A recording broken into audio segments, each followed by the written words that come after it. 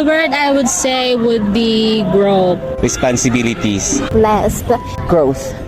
This past year, marami nangyari and the experiences might be bad or good. It helps me grow personally and spiritually. Because for this year, I've had a lot of struggles, and due to these struggles, I was able to conquer them, and as a person, I was able to grow. Maraming pagsubok ever since the start of the year, since January. Sobrang dami ng mga pagsubok, trials, na akala ko talagang magpapabagsak sa akin, pero awa ng Diyos, nandito pa rin ako. Every day is a struggle talaga.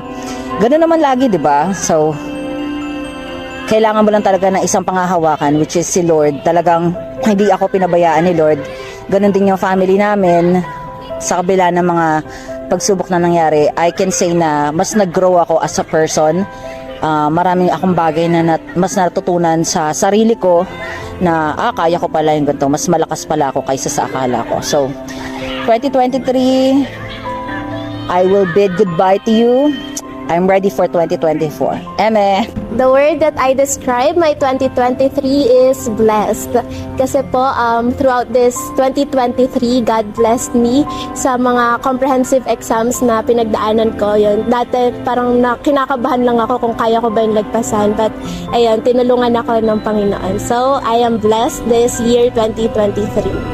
So 2023, our new baby came, our third child came. So it's open a new responsibilities for me and to the whole family. And secondly, I was elected as the first elder for Las Bay Church. So another responsibility na naman siya. And I hope na makapagbigay kami ang buong church ng positive impact sa congregation, sa community natin, and makapagpalakasan tayo sa isa't isa.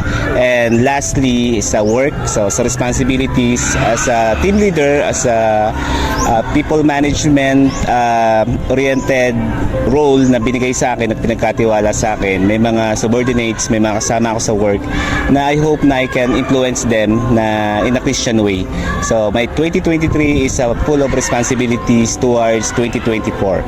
So I'm very hopeful and grateful kay Lord na binigay niya itong opportunity sa akin, and I'm very glad na I have Dasma Church na kasama ko and support system ko na nagpapalakas sa akin, na nag-iiba ng twist sa tuwing ako'y na-stress. Yan. So thank you so much and God bless po sa ating lahat.